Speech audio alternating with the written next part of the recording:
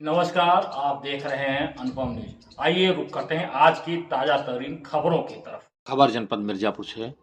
भाजपा कार्यालय परौधा कचार मिर्जापुर के प्रेस सभागार में जिला उपाध्यक्ष भाजपा व नगर पालिका परिषद मिर्जापुर अध्यक्ष श्याम सुंदर केसरी की अध्यक्षता में वक्फ बिल संशोधन 2025 के विषय पर प्रेस वार्ता का आयोजन किया गया, जिसमें मुख्य अतिथि मुख्य वक्ता क्षेत्रीय उपाध्यक्ष भाजपा काशी क्षेत्र व जिला प्रभारी सरोज कुशवाहा ने वक्फ बिल संशोधन 2025 पर वार्ता करते हुए बताया कि मोदी सरकार संसद में वक्फ संशोधन अधिनियम 2025 को पारित किया। वर्तमान सरकार संसद में वक्फ संशोधन अधिनियम 2025 को लेकर बड़ी चिंतित है।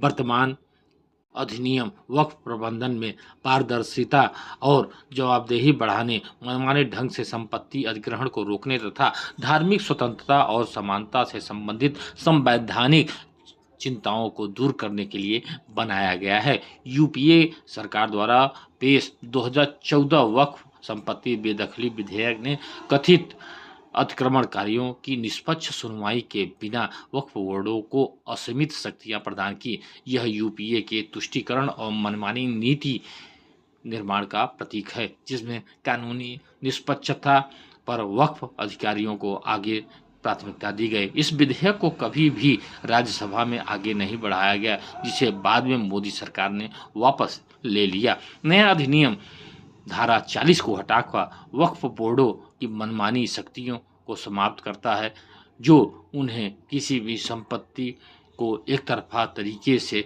वक्फ संशोधित एवं घोषित करने की अनुमति देता है। यह वक्फ पंजीकरण के लिए भूमि रिकॉर्डों में बदलाव करने से पहले समाचार पत्रों में 90 दिन सार्वजनिक सूचना प्रकाशित कराना अनिवार्य करता है। उन्होंने आगे यह भी बताया कि वर्तमान अधिनियम सरकार को ऐसी सभी सरकारी संपत्तियों को पुनः प्राप्त करने का अधिकार देता है जिन पर मूल अधिनियम पहले या बाद में वक्फ रूप में दे दिया गया था।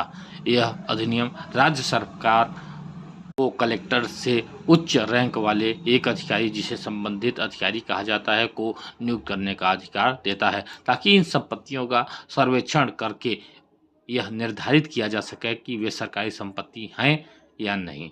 सर्वेक्षण के दौरान ऐसी संपत्ति सरकार के पास निहित होगी। वक्फ आय से महिलाओं की स्थिति को सशक्त बनाना है, जिसमें विधवाओं, तलाकशुदा महिलाओं और अनाथों के भरण पोषण को स्पष्ट रूप से शामिल किया गया है। साथ ही यह सुनिश्चित करता है कि पारिवारिक वक्फ अलग अलग औलाद और उपयोग महिलाओं को उत्तराधिकार अधिकारों को हनन करने के लिए नहीं किया जा सके। यह अधिनियम देश भर की सभी वक्फ संपत्तियों के विवरण को एक साथ रखने के लिए केंद्रीकृत पोर्टल और डाटाबेस बनाने का प्रस्ताव करता है, जिससे पारदर्शिता और निगरानी बेहतर हो सके। यह सभी नए वक्फ को मानकीकृत वक्फ दस्तावेज के जरिए स्थापित करने का नियम बनाता है, ताकि पंजीकरण प्रक्रिया स्पष्ट और समान हो। एक एकीकृत राष्ट्रीय अभिलेख रहे, वक्फ प्रशासन में बेहतर जवाबदेही सुनिश्चित हुए।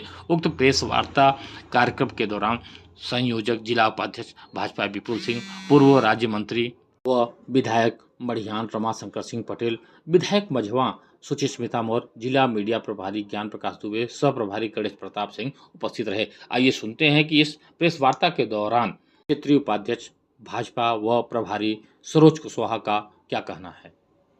हमारी सरकार ने संशोधन किया है, उसमें जो बदलाव लाए हैं उसी की चर्चा करने के लिए हम सब यहाँ बैठे हैं। बहुत पीछे मैं नहीं जाना चाहूंगी। यहाँ सभी लोग, आप समाचार के लोग हैं, सब लोग जानते हैं कि वक्त की उसमें जहाँ वक्त अपना हाथ रख देता था कि ये संपत्ति मेरी है, वह संपत्ति उनकी हो जाती थी। अब वो उसमें काफी गरीब लोग भी होते थे, एक धार्मिक नियम उसके अनुसार था। लेकिन आज इन्हीं सब चीजों को लेकर संशोधन किया गया है। इसी संशोधन में है कि अब कोई भी संपत्ति केवल ये कह देने से कि वक्फ बोर्ड की संपत्ति है, यह नहीं हो जाएगी। अगर वक्फ की संपत्ति है तो आप उसको साबित करिए, सबूत दीजिए और आम पोर्टल पे जारी कीजिए कि ये किसकी संपत्ति है, कहाँ से आई है, किन लोगों ने दिया है, इस पे आपको बताना पड़ेगा। अगर किसी ने उस पर याचिका दाखिल करना चाहता है तो 90 दिन के अंदर कोर्ट में भी वो दाखिल कर सकेंगे। ये है हमारे वक्त की।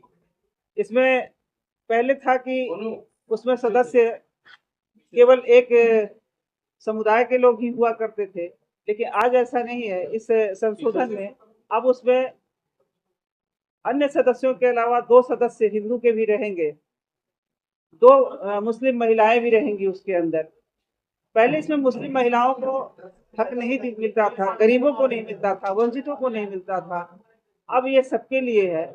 जिन घरों में पुरुष नहीं हुआ करते थे उनकी संपत्ति वक्फ को चली जाती थी। आज ऐसा नहीं होगा। अब इस संशोधन के द्वारा अगर उसमें केवल महिला है तो महिला के नाम भी उस वक्फ संपत्ति का फायदा महिला को भी मिलना है।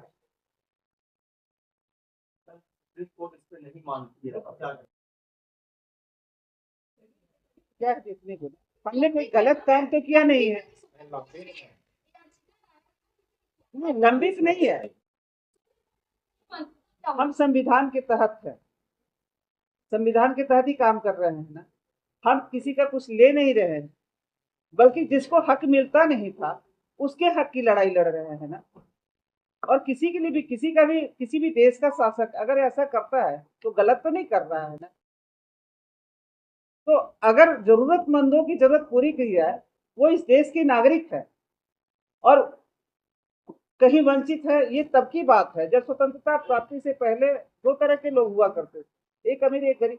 आज तो ऐसा नहीं है ना। जब हम कहते हैं कि हम सबका साथ सबका विकास, हमें सबके हक की लड़ाई लड़नी है, तो अभी इस देश के नागरिक हैं, वो क्यों इस तरह से तकलीफ में रहेंगे। अभी आपने कहा कि शासक है, अगर शासक निर्णय लेते हैं तो क्या ये लोकतंत्र नहीं। आप अगर जनता के शासन के लिए ही चुन के भेजते हैं, आपके द्वारा चुना हुआ व्यक्ति और आपके लिए सुना है, आपने चुन के वहां भेजा है कि हमारे हितों की बात हो, हमारे हितों की बात हो। तो जिन लोगों ने वोट दिया है उनको, वो जिस काम के लिए भेजा है उस काम को ही तो कर रहे हैं वो। अच्छा, पहलगाम इतना चर्चा हुआ, पहलगाम पे क्या हुआ, ये चर्चा हुई। क्या आप चाहते हैं देश को युद्ध में झोंक दिया जाए? पहलगाम युद्ध की बात नहीं है। हाँ। अभी तक जो न्याय की बात होती है, सरकार आपकी कहती थी 1 सर कटेगा तो 10 सर काट करना है। इंतजार करिए, इंतजार का फल मीठा रहेगा। सरकार ने कहा वो ऐसा नहीं। मैं यहाँ आपको बैठी हूँ ये बताने के लिए कि हम सबका साथ सबका विकास की बात कर रही हूँ, लेकिन हाँ, अगर राष्ट्र हित की बात है कि राष्ट्र मेरा कहीं खतरे में है, उसकी सुरक्षा की बात होगी, तो वहाँ पे भी हमारे प्रधानमंत्री सही समय पे सही निर्णय लेते आए हैं, आगे भी लेंगे। क्या सुरक्षा की बात कर रही हैं आप? क्या सुरक्षा? 25-26 लोगों को मार दिया गया, कौन सी सुरक्षा थी वहाँ पे? अगर कश्मीर में अब आप हम सबके बीच बैठे हैं और इसी में से कोई निकाल के गन चला दे, कोई एक मतलब को था, एक सुरक्षा कर्मी नहीं, ऐसी बात नहीं है। मौजूद नहीं था। जहाँ की बात आप कर रहे हैं, ऐसा नहीं है कि उसकी तकलीफ दूसरे को नहीं होती है। वो वहाँ का स्विट्जरलैंड कहा जाता है जिस जगह पे ये कांड हुआ है। आप ये भूल कैसे, आप पहलगाम की बात बोल रहे हैं। एक लंबे समय से वहाँ आतंकवाद का जिस तरह का कोड बना हुआ था, एक लंबे समय से आज अगर हुआ है तो आपने शुरू कर दिया, लेकिन हम उसके लिए काम नहीं कर रहे हैं, ऐसा नहीं। जब ये निश्चित बात है कि जब आदमी बहुत अच्छा होने लगता है, थोड़ा सा खुश होता है, उस खुश में आप 3-4 दिन पहले ही नहीं, उस घटना के बाद एक वहाँ कांग्रेस के सांसद कह रहे थे कि मैं कभी बाहर नहीं बैठता था और मैं 2-3 दिन पहले बाहर बैठा था, ये जान को सब। जब घटना तभी होती है जब हो जाती है। सुरक्षा में कोई कहीं